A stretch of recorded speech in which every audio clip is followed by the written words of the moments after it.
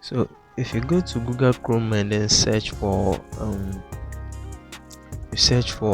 Google Voice, and then you scroll down and then select the Google Voice app, you will see over here that they will tell you that the item is not available in your country. So now most of you we all know that the Google Voice app or system is not available in all countries. It is only available to the US citizens.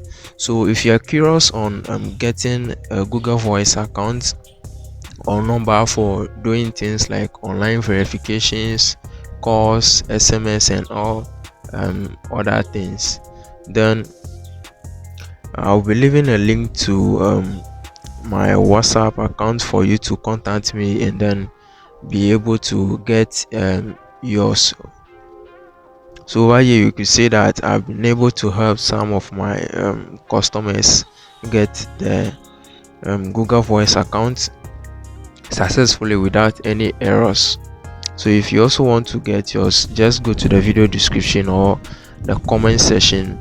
I'll be leaving a link to my WhatsApp account over there for you to reach out, and then I'll be able to help you get one.